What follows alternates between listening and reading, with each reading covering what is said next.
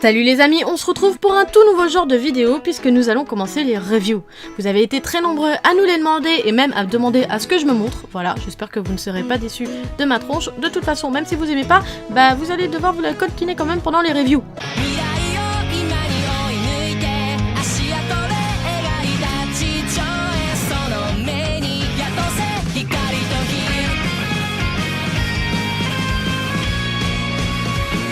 Je tiens quand même à vous préciser que je suis novice en la matière, tout simplement parce que je n'ai jamais regardé de review.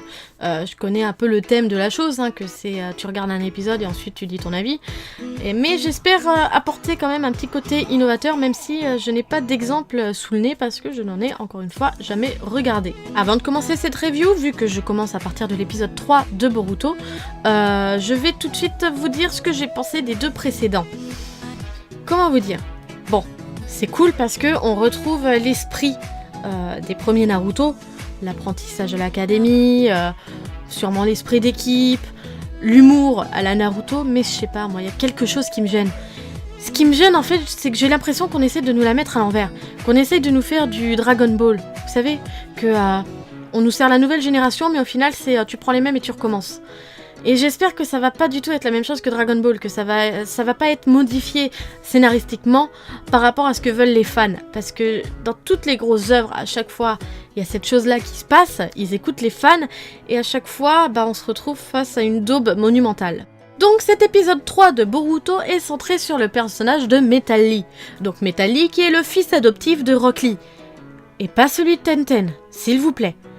Il n'y a aucune ressemblance physique entre Metal Lee et Tenten. Je sais pas, comparé avec les autres enfants et leurs parents, il y a toujours un petit truc qui rappelle le parent en question, quoi. Je sais pas, comme le fils de Shikamaru et Temari, quoi. Il ressemble à Shikamaru, mais il a les yeux de Temari. Or, vous regardez Metal Lee, il y a strictement rien de Tenten dedans, quoi. Donc arrêtez, s'il vous plaît. Arrêtez de vous leurrer, Tenten, elle a toujours aimé Neji, donc elle pouvait pas refaire sa vie avec Rock Lee, c'est tout, c'est comme ça. Comme dans les mangas analyses, je vais commencer par les points négatifs que j'ai pu constater dans cet épisode. Et il y en a deux. Deux points que j'ai pas du tout appréciés. Numéro 1. Le style vestimentaire des élèves. Dans Naruto, on a été habitué à un style plutôt atypique. Des hauts en résili, des vêtements un peu style kimono ou alors en tenue de sport carrément, les bandeaux, tout ça.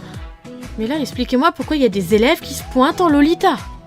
Qu'est-ce que ça fout dans Boruto? Je veux dire, ça a rien à voir. T'es censé être dans une école de ninja, non? Alors pourquoi t'es habillée en princesse? Explique-moi. Numéro 2. Simuré. Mais à quoi sert cette fille? Qu'est-ce qu'elle fout là? On sait pas d'où elle vient, on sait pas à quoi elle sert, mis à part être la nièce de service, je vois pas, ou première de la classe, comme vous voulez. Et en plus, je sais pas, vous regardez sa dégaine, sa coupe de cheveux, ça a rien à voir de l'univers de Naruto, sa tenue, ça a rien à voir de l'univers de Naruto, même si c'est Boruto, même si c'est la nouvelle génération, qu'il y a une nouvelle technologie et tout. Encore une fois, t'es censé être dans une école de ninja, t'as pas à t'habiller en princesse. Je suis désolée. On a l'impression que, en fait, ils ont pris un personnage d'un shoujo ou d'un ecchi phare, et qu'ils l'ont mis dans Boruto, histoire d'attirer du monde, quoi. Oh oui, trop cool, il y a une fille qui est trop mignonne dedans, alors maintenant je vais aller regarder Boruto, quoi. Non, c'est pas comme ça que ça marche. À partir du moment où vous essayez de faire une suite, vous restez dans la logique de l'univers de la suite, quoi. Bon, j'arrête de faire ma vieille rageuse, je vais vous dire tout de suite tous les points que j'ai appréciés dans cet épisode 3 de Boruto.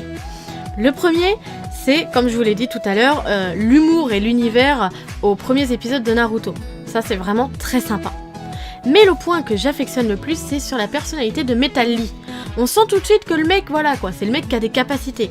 Le mec qui va sûrement être l'un des meilleurs de la nouvelle génération de ninja. Mais le gars stresse. Et quand le gars stresse, il fait de la merde. Et je trouve ça vraiment super sympa.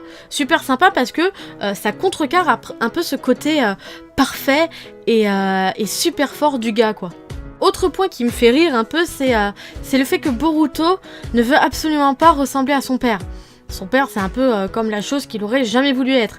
Mais au final, dans tout ce qu'il fait, mais c'est du Naruto tout craché. Et ça, c'est la chose qui a été mise en avant dans le film Boruto et qui est encore présent dans ces premiers épisodes de Boruto. C'est sympa, bon, c'est clair que c'est Kiku, c'est du déjà vu, mais c'est sympa. Et je pense que c'est réellement ce qui fait la force de Boruto, qui veut s'éloigner de l'image de son père, mais plus il s'en éloigne, plus il s'en rapproche. Et le dernier point que j'ai vraiment apprécié, c'est l'apparition de Temari. Oui, Temari maman. mais c'est la mère parfaite, quoi. La mère qui sermonne son enfant, mais qui n'hésite pas à en foutre plein la gueule au père, quoi. Mais qui se préoccupe quand même de leur bien-être. Parce que bon, au début tu vois Shikamaru arriver, genre un peu femme soumise, on va dire, parce que bon, elle lui sert sa petite boisson, tout ça. Mais au final, elle leur met directement dans le droit chemin. Elle dit, ah ouais Coco, tu veux pas jouer le sévère avec ton fils? Très bien. Tu bouffes pas, tu te démerdes. Tu sais te prendre une poêle, et ben tu te fais bouffer tout seul. Et ça, on devrait tout être comme ça.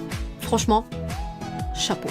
Si je devais résumer et conclure sur cet épisode 3 de Boruto, c'est déjà le fait donc, comme je vous l'ai déjà dit, qu'on retrouve l'univers et l'humour de Naruto, qu'on a toujours ces leçons de morale sur l'apprentissage ou les expériences que vivent les personnages, et ça aussi, ça c'était un truc vraiment très fort dans Naruto, parce que pratiquement à chaque épisode au début, t'avais le droit à une leçon de morale, un truc où tu te remets aux questions, et on a cet esprit-là, cet état d'esprit-là qui est vraiment le truc crucial de Naruto. Et ça, c'est vraiment un bon point. Au niveau de la preview sur l'épisode 4 de Boruto, bon, on voit carrément que l'épisode sera centré sur Sarada versus Boruto. Chose qui est logique parce que c'est un peu l'affrontement emblématique de Naruto, puisque c'est par exemple Uzumaki versus Uchiwa. Mais moi, je vois autre chose derrière. Et ça, c'est un truc que... Je vais pas dire que je suis sûre à 100%, mais je dirais 95%. Je suis prête à parier qu'à la fin de Boruto va serrer Sarada. Il va serrer Sarada, ils vont faire un môme, et là ça va être quoi? Et ouais. En un seul lettre, vous aurez Uchiwa, Uzumaki, Hyuga, enfin en gros, tous les gros clans. Le ninja suprême. Et ça, je sais pas, ça. J'ai les narines qui se titillent quand je pense à ça. Je sais pas. Même, et si ça va pas dans ce sens-là, je serais vraiment déçue, parce que c'est vraiment un truc à approfondir. Quitte à faire une suite, allez jusqu'au bout, quoi. Voilà, cette première review sur l'épisode 3 de Boruto se termine. J'espère qu'elle vous aura plu. Vous qui sûrement suivez les reviews, tout ça, n'hésitez pas à me dire par commentaire ce que je pourrais améliorer sur ma façon d'être, sur ma façon de parler, sur des points à aborder plus. Franchement, je vous en remercierai jamais assez pour ça. Likez et partagez la vidéo parce que ça me fera super plaisir. Ça me dira que peut-être vous avez apprécié, donc faut que je continue. Et surtout, abonnez-vous à la chaîne si vous ne l'êtes pas. À l'heure d'aujourd'hui, si on est aussi nombreux, c'est d'abord grâce à vous. Et si on arrive à faire tout ce qu'on peut, c'est également grâce à vous. Sur ce, tchuss!